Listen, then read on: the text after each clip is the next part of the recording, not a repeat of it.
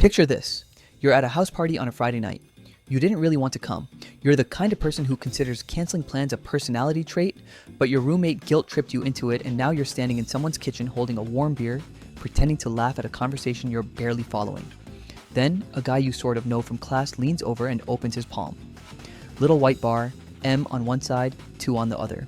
Looks pharmaceutical, looks official. He says it's a Xanax, says it'll take the edge off, make the night actually fun. You hesitate. He shrugs. Suit yourself. And something about that shrug, that complete indifference to whether you join in or not, makes you reach out and take it. Because at least if you were being pressured, you'd have a reason to say no. But he doesn't even care. And now saying no feels like a choice you're making about yourself. So you swallow it. Oh, hey there. I'm your host, dead, overcaffeinated, and here to walk you through exactly what you just put in your body. That pill wasn't Xanax. Or maybe it started as Xanax before someone decided to cut it with something else. Either way, there's fentanyl in it now. And the lethal dose of fentanyl is around 2 milligrams. To give you a sense of scale, a single grain of table salt weighs about 60 milligrams. We're talking about something you genuinely cannot see with the naked eye. You didn't know. The guy who gave it to you didn't know. The person who made it in a converted garage somewhere knew and didn't care. Because you're not a person to them, you're a margin. Let's find out what happens next. So first, what even is fentanyl and why is it hiding in everything? Fentanyl is a synthetic opioid. A chemist invented it in 1960 for surgical pain management, and it is extraordinarily good at that job. It binds to the opioid receptors in your brain and nervous system with a grip that makes heroin look politely firm. It's roughly 50 times stronger than heroin and about 100 times stronger than morphine.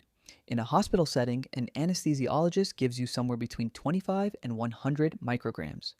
That's 0.025 to zero point 0.1 milligrams. Carefully measured, carefully monitored, with a crash cart in the room just in case. The dose that kills you is 2 milligrams. That's not a lot of room between medicine and obituary. Here's why street fentanyl is so catastrophically dangerous. When a pharmaceutical company makes a pill, they have machines that distribute the active ingredient with precise, uniform consistency.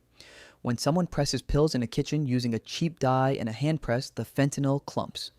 One pill might have 0.3 milligrams.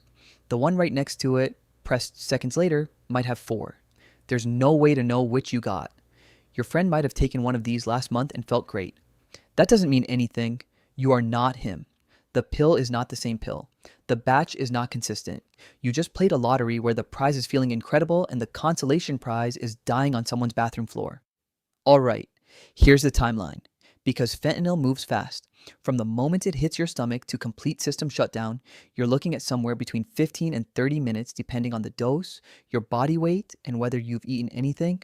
Let's go through it. The first 5 minutes feel like nothing you've ever experienced. That's not an exaggeration. Fentanyl hits your mu opioid receptors like a truck through a paper wall. These receptors manage pain, but they also handle mood, reward, and your sense of safety in the world. When fentanyl locks onto them, everything that's been wrong with your day, your week, your year just dissolves. The social anxiety that made this party a chore, gone. That project you've been stressed about, doesn't exist. The low-grade background hum of being a person with problems, completely silent. You feel warm and heavy and perfectly, impossibly comfortable. You're smiling at people, people are funny, the music sounds good, this is what it's supposed to feel like, your brain tells you, this is what everyone else feels all the time. Meanwhile, behind that curtain of warmth, your brainstem has started receiving new instructions. Your brainstem is the oldest, deepest part of your brain. It controls the things your body does automatically, things you don't have to think about, like breathing. And fentanyl just told it to slow down. Your respiratory rate was around 16 breaths per minute when you took that pill. It's now 10, then 8, then 6. You don't notice because you feel too good to notice anything. 5 to 10 minutes in, the warmth starts getting heavy. You find a couch and sit down because standing is suddenly complicated. Someone tries to talk to you and you respond, but the words feel thick on the way out, like you're talking through a mouthful of cotton. Your vision is doing something strange. Not blurry exactly, more like the signal's degrading. Your brain is still receiving visual information, but it's not processing it as sharply. Sounds are muffled. The party noise that was overwhelming an hour ago is now distant, softened, like someone turned the world down a few notches. You're still conscious. You still know where you are, but you are absolutely not in control of what's happening to your body right now. You just don't know that yet. Your oxygen saturation, which should be around 98%, has dropped to around 85%. Your fingertips and lips are starting to turn a grayish blue. Cyanosis. The people near you notice something looks off. Nobody says anything because nobody wants to be the person who panics over nothing. 10 to 15 minutes. You're not responding anymore. Not in any real way. Your eyes might be open or they might be half closed, but either way, they're not seeing anything useful. Your breathing has slowed to maybe one shallow breath every 30 seconds. Your brain, which uses 20% of your body's total oxygen despite being only 2% of its weight, is getting almost nothing. The parts of your brain responsible for consciousness go first, then memory, then coordination. Your brain is doing triage now, rationing whatever oxygen is left for the absolute most essential functions. Someone nearby realizes you're not just really out of it. Someone starts saying your name louder than makes sense for a party. Someone is slapping your face. You don't flinch. This is the window. Right here. This is where one dose of naloxone, which most people know as Narcan, reverses everything in about 30 seconds. It knocks the fentanyl off your opioid receptors like a bouncer throwing someone out of a bar, and your breathing restarts. You wake up confused, disoriented, and pretty upset. But you wake up. The problem is that at this particular party, in this particular kitchen, nobody has Narcan. It's not a thing they thought they'd need because they're not drug users. They're just people having a regular Friday night, one of whom has been quietly dying on the couch for the last 12 minutes. Eventually, someone calls 911. Maybe, hopefully, but let's keep going. 15 to 25 minutes. You've stopped breathing entirely now. Respiratory arrest. Your oxygen saturation is in freefall. 70%, 60%, 50%. Your heart is trying to compensate because your heart is loyal and doesn't know when to quit. It speeds up, trying to deliver whatever oxygenated blood is left to your brain. The problem is there's almost no oxygenated blood left. Your organs are running on empty, your kidneys are shutting down, your liver is barely functioning, your extremities, your hands and feet have been quietly abandoned by your circulatory system, which has pulled everything inward toward the core. From the outside, you look peaceful. That's the horrible thing about fentanyl overdose. There's no convulsing, no dramatic gasping. You just look asleep. You look fine. You look like someone who needs to sleep it off, not someone who needs to be resuscitated in the next 5 minutes or die. 25 to 30 minutes. Your heart stops. Cardiac arrest. At this point, the paramedics might get your heart restarted. Medically, biologically, that might happen.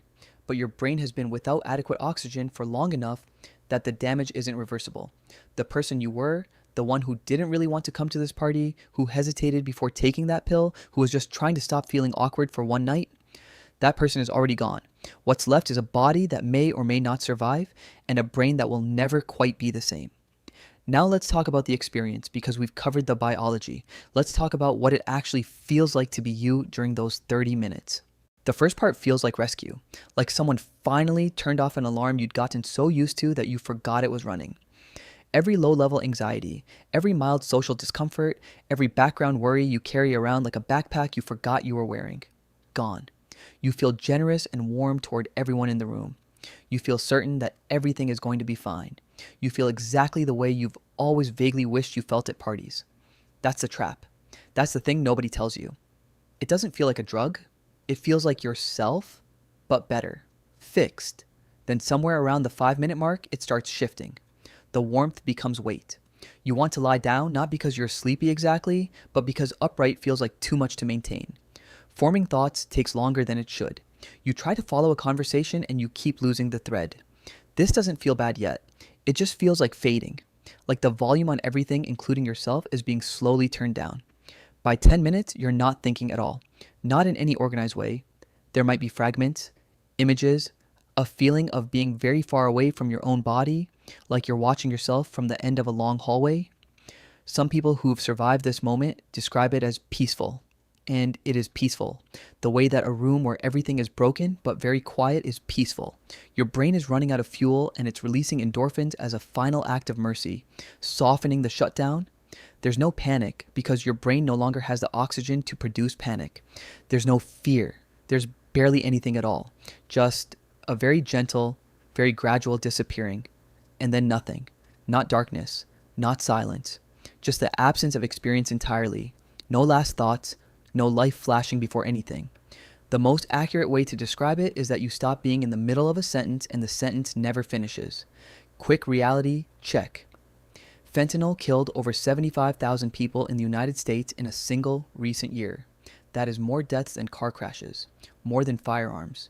It is the leading cause of death for Americans between the ages of 18 and 45. Most of them did not know they were taking fentanyl. They thought they had Xanax, or Adderall, or a Percocet, or a random anxiety pill from a friend's prescription bottle. The fentanyl was invisible, unmeasured, and completely lethal. Here's why it's in everything. Fentanyl is synthetic, meaning no one needs a poppy field to make it. It can be synthesized in a lab from chemicals that are significantly easier to acquire than raw opium. It's extraordinarily potent, meaning you need a fraction of the amount compared to other opioids, which makes it easier to smuggle and harder to detect. And for the people mixing it into counterfeit pills, it's cheap. You need a small amount to produce a powerful effect, which means higher margins, smaller packages, and product that is consistently more dangerous than whatever it replaced. Nobody is pressing pills in their kitchen and worrying about your specific outcome. They're worrying about throughput. The peer pressure part of this story is real, by the way.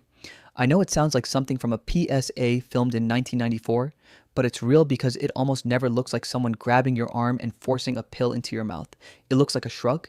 It looks like casual indifference. It looks like the social cost of saying no feeling larger in the moment than the risk of saying yes. And when you're 19 or 22 or 26 and you're at a party and you're already feeling like an outsider, that calculation can happen fast. Faster than it should. Faster than anyone plans for. So, here's what I'll leave you with. If you're at a party and something feels wrong with someone, call 911. I don't care about the awkwardness. I don't care about what's in the room or who's going to have to explain what to whom. Call 911. If you have Narcan, which you can get at most pharmacies without a prescription, use it.